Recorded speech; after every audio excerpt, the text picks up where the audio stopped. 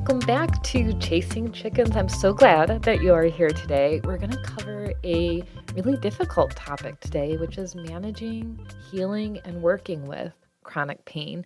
So, a couple warnings for this podcast. I'm going to be talking about trauma integration, parts therapy, maybe a little bit about sex and pain and flares and how to manage them.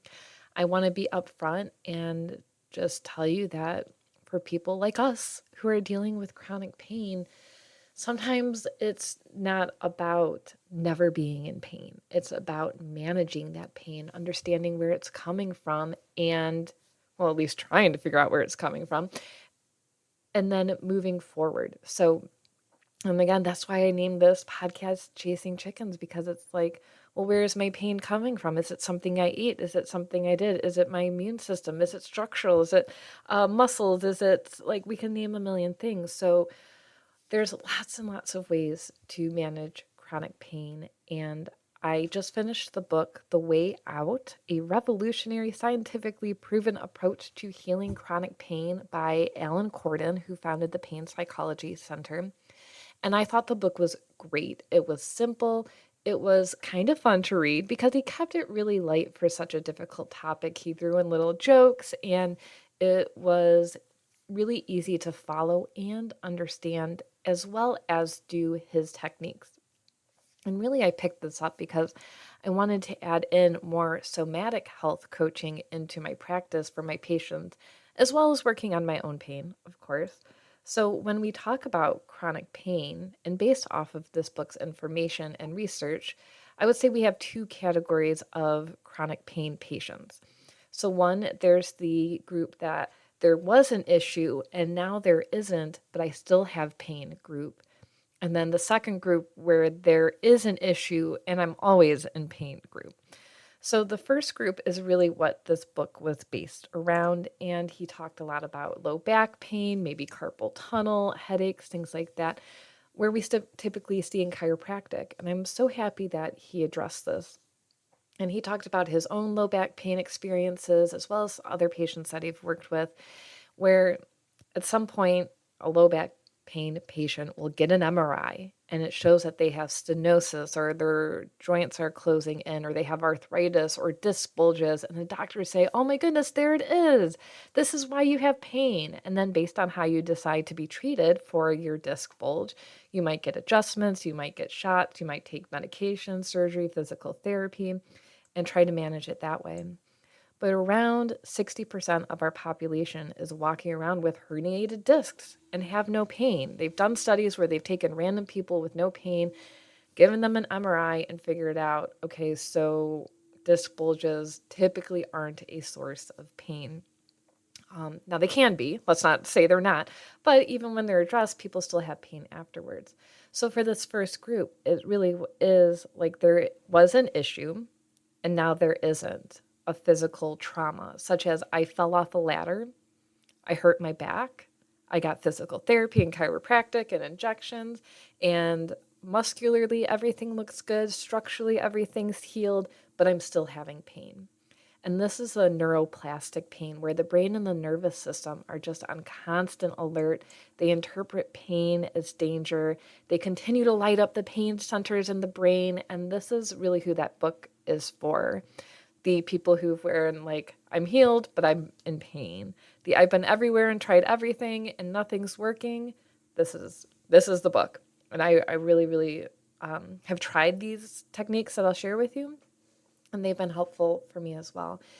And before I dive into what the system of the pain psychology looks like, I want to address the second group, which is the one I am in. Because in step one of this process is reminding your brain that there's nothing wrong, my body is healed, I am safe, and really leaning into that mindfulness. But for me, when I sit there, I'm like, well, no, there is something wrong. I'm bleeding, my immune system's attacking my gut, I have significant pain. Like, I can't sit here and pretend like I don't want to say I'm making it up, but like my brain's just responding to a pathway that it's lighting up. No, my brain is responding to a pathway that is in pain. But of course, I also have neuroplastic pain. And honestly, every twinge makes me nervous. And if I feel good, I get nervous. And that's something that we can manage as well.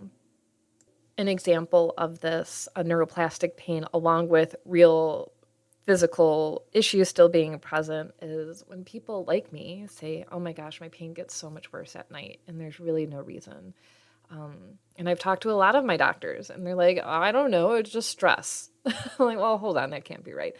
And one thing that helped me in reading through this book, and something that I've been working on with my own therapist, is really creating a timeline of when did the pain start? What did I do to manage it? What kind of social, emotional, financial, relationship, physical triggers came around that are associated with pain? And the nighttime pain, I think, is because when I was really sick and I was getting up every hour, even at night, I was exhausted and I just wanted to sleep. And I think that there's a pattern there of my brain going, oh my God, it's nighttime. Even though it's been a few years since I've had to be up all night, my brain goes, oh my gosh, high alert. We're going to have to run to the bathroom. I'm going to be super stressed out. I can't deal with this. And the pain kicks up. So that's that neuroplastic pathway of my brain going, all right, I expect pain. I expect the world to end and it's going to happen. And that's something that I can manage through this pain psychology, of course. Now, when I eat ice cream or foods that make me sick, of course I'm going to be in pain because my immune system is reacting. So we have to give a little bit with this information, right? And in that, there's certain triggers in our life, like going to work might be super stressful for you and kick up that pain for you. What about, this is where I said I was going to talk about sex. A lot of women struggle with pain with sex, but otherwise don't have pain because the anticipation or the trauma behind that or the issues in relationships where there's not a lot of trust or care or kindness can cause the brain to be on high alert and go, oh my God, something's wrong. And it just generates pain in the brain that we feel in our body. So again, that's why I really like create this timeline and find those triggers and what days are good days, what days are bad days. And that will help you dive into healing those parts of your mind and your body, as well as dealing with everything else that you have going on. So basically, your triggers are when your body feels that it's in danger or your brain feels that it's in danger from learned associations. So neuroplastic pain. So his plan, which I have followed before and I've had good success with, which I'll talk about here at the end, my experience with it, and then I'll talk about kind of what's missing from this book, which is fine. You can't have everything in every book. So where we start is mindfulness of pain in that area to change your brain's relationship to pain. So neuroplastic pain, he says, is safe. It's okay. So like when my gut hurts, you want to observe with a light mood, kind of bring your consciousness or your awareness to that area and just go, okay, I see you, I hear you, I feel you. Kind of describe it. Is it heavy? Is it pressure? Is it stabbing? Is it dull? Is it everywhere is in a specific spot?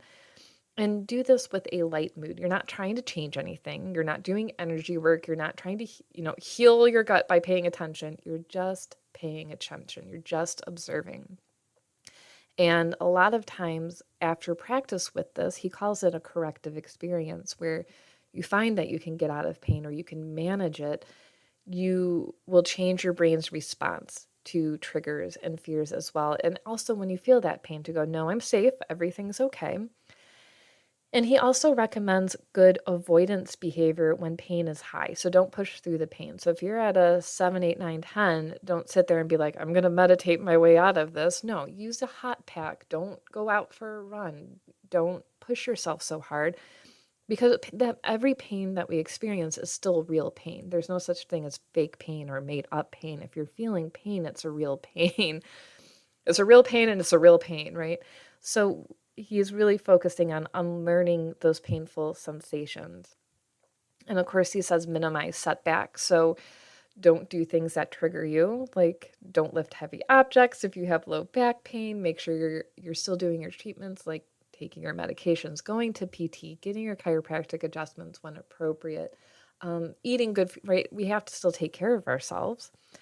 And he said that can be, and usually is, an extinction burst where the pain may move or get worse before it gets better because the brain does want to hold on to these feelings and these patterns. Breaking a pattern in our brain is an experience, and it's something that we have to do over and over and over again to break that pattern. So don't be nervous if you get worse before you get better. And of course, I would recommend working with either a pain psychologist or a pain center if you're going to do this. And in the last section of the book, he talks about a lot about lowering the alert levels of your nervous system, lowering stress, recognize behaviors that needlessly put your brain on high alert, because a calmer state means less pain, and less pain means better experiences. And one of the great examples he gave was phone notifications, that every time your phone dings, a cortisol level goes up.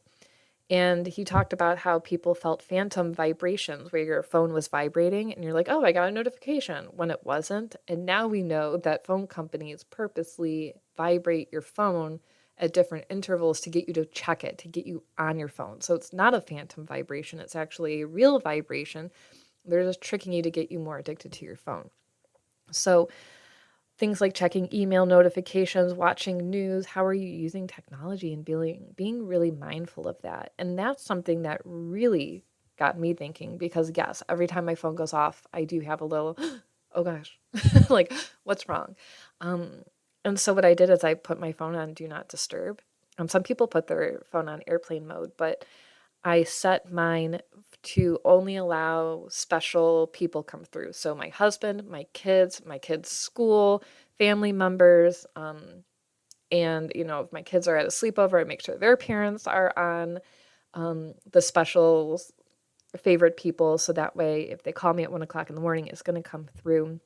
And you can always have a couple apps that if you need to make sure that you're checking those, like my patient portal, I get messages through. So I make sure those do come through my phone so I can respond as soon as I can. But otherwise, it's really kind of helped quieted my mind and my day. So that was great. And then he talks a lot about different emotions that we have, like facing uncertainty, feeling trapped can increase pain, like being in an airplane or having to go to a work party, finding ways to really support yourself to reduce feeling trapped, like bringing a water bottle if you have dry mouth, or driving separate cars to events. I thought that was a great idea. So that way, if you're feeling super stressed, you can just leave. And then focusing in more on feeling positive emotions and having compassion for yourself and looking at all the feelings that you're feeling, really, and building belief in yourself. And then lastly, he talked a lot about reducing that internal high alert. So stop scanning your body for signs of distress, which if you're used to pain, you're kind of like, well, I feel good now, but right, how long is it going to take? Is it going to be 5 minutes? Am I going to be running the bathroom in 10 minutes? Am I going to be able to make it through the day? So waiting for pain makes your body the enemy, and every sensation becomes a threat. So instead of going, wow, my elbow hurts. Oh God, here it comes. Like, this is it. My frozen shoulder's going to act up. I'm not going to be able to drive. Like, going down that road, focus in on positive feelings. Scan your body for good feelings. And one of those things, like we went to the movie theater and my gut was hurting a little bit. And I was like, wow, let's focus on some good feelings. This recliner chair is really comfortable. I really wish we had this in our house. I'm so glad movie theaters are upgraded. Wow, my shoulders feel so relaxed being able to recline like this, and really leaning into those sensations. So what I feel like was missing, and this is no fault of the author, I think it's, one of those introductory books to getting support that you needed. The number one thing is, how does pain benefit you? For me, to be perfectly honest, when I'm in a lot of pain, I can't work. I can't create. I can't write. So if I'm really nervous about a project or I'm really stressed out about something, I don't have to do it, right? I get away with being in pain, and that's not necessarily a good thing. And I'm not doing it on purpose at all. I'm not sitting here thinking, okay, I got to write this podcast. I think what I'll do is make sure that my gut hurts really, really, really, really bad today. I'm just going to curl up on a ball on the floor and not do anything today. No, not at all. Like, yeah, sure, I'm sure some people do that and are like, I'm going to make myself sick today, but that's not what's happening. It's all subconscious, it's all emotional, it's all built-in beliefs that our brain is just like, all right, I got you. You're stressed about this. We'll make sure you hurt so you don't have to do anything today, or you can avoid this family event, or you can skip work, or something like that, right?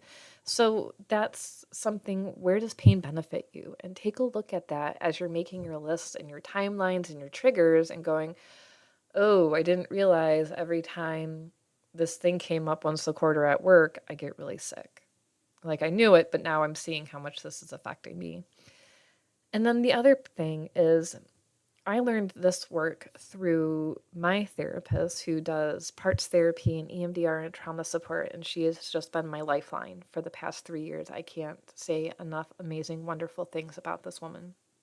And she has really helped me do like focusing sessions, I think is what she calls them, where we kind of just travel to that area and see what it looks like. And I do this with my patients now, and I made a meditation, and I'll put it in the links here for you.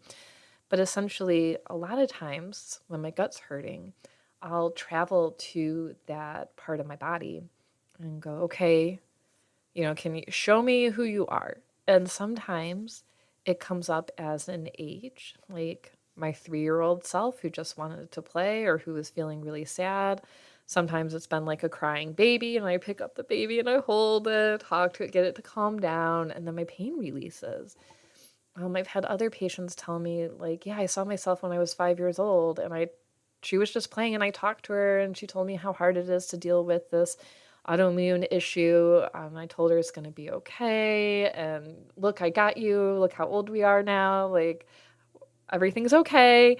I'll take care of you for your life. And their pain just was able to go from like a 6 to a 2.